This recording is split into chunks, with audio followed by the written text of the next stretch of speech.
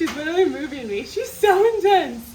Sweet girl, you are absolutely gorgeous. Believe it or not, all three of these pythons, 1, 2, 3, are the same exact type of python. Okay, we're doing something special. We are going to measure my love. So I've got my love over here. Look how big she is. She's a big girl. We have been feeding her more, just to get her a little bit. So snakes are kind of like kids, you know? They eat a ton and they get real chunky, and then they grow and they get really tall. She just grew, so she got very tall. I'm gonna give, so she obviously, good luck getting a snake to go perfectly straight.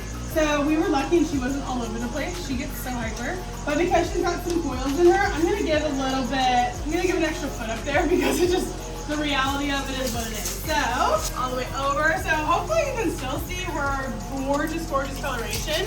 It's so hard inside, especially, my goodness, it's all so dark, but she is glowing even with nothing on it. Isn't that insane? She is, like almost 15 feet. Maybe we should just give it to her. She's 15 feet! Crazy girl! So my love has been with us since she was an 8. Just a little tiny girl. She was born here about 12 years ago, I believe. Good luck finding another snake as beautiful and as gorgeous and sweet as her. Okay, there you go. Thanks for measuring her with me. Hopefully we'll get to keep on seeing her get big and big and big, because she's only 14, 15 feet. This girl can get over 20 feet long.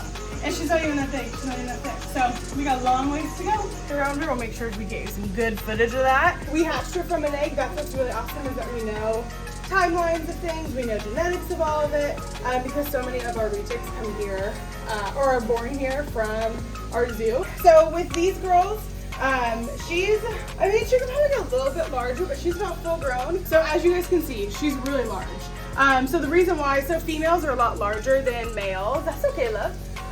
Females are a lot larger than males, simply because the females have to store all the eggs. Here at the zoo, they usually around like 40 to 60 or so, like a good clutch is like 60. So there is like a range in that, but in the wild, or just in general, they're designed to have so many eggs because only a third of them will probably survive.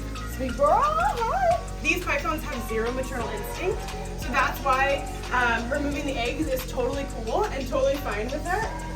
If they even had 10%, 5% maternal instinct, and they were curious, like, where's my babies, or had trauma from not having the eggs, we would not do, oh, see, she's on her move, she's on the move. It is actually better for, now you kind of get a better feel of how big she is.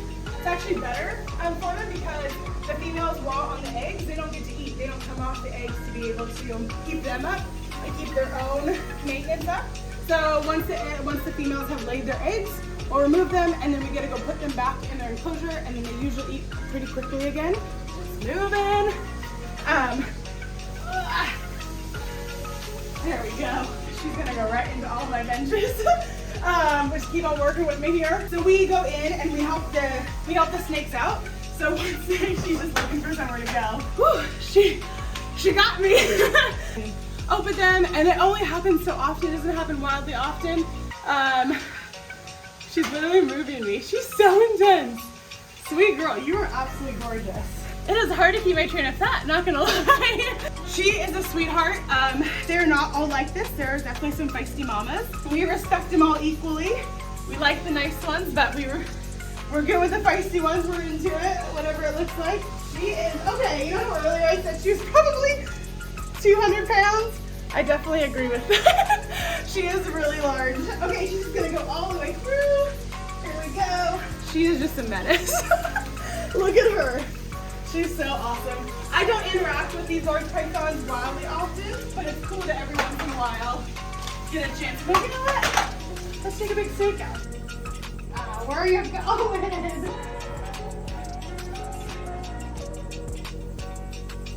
This is not going.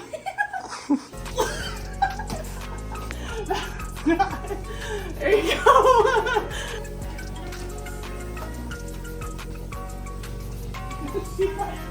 Perfectly terrible though. Believe it or not, all three of these pythons, 1, 2, 3, are the same exact type of python. This yellow one's a reticulated python. This like mustardy colored one is a reticulated python. This black one, my love, you guys know her. They're all, everything is exactly the same. They're all gonna get the same size. There's one thing that's a little bit different between them.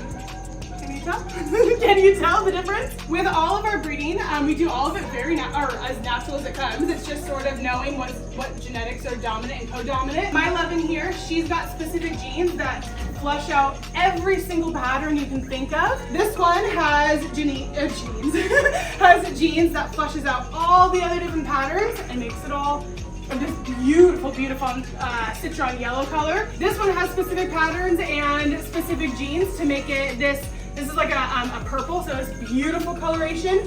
Tons of different genetic combinations, but we have pythons that literally mathematically have been working on for 20 years because it's down to a science. All right, we're gonna put these big girls away because it looks like they're starting to move around and they're like, okay, peace out. All, just side note, also all very different personalities. It's just like humans where some humans come out mean. Some humans come out really sweet. You give them time and energy, they usually become very sweet. So we love to love on our animals. Okay guys, let's go back. We're gonna go back now.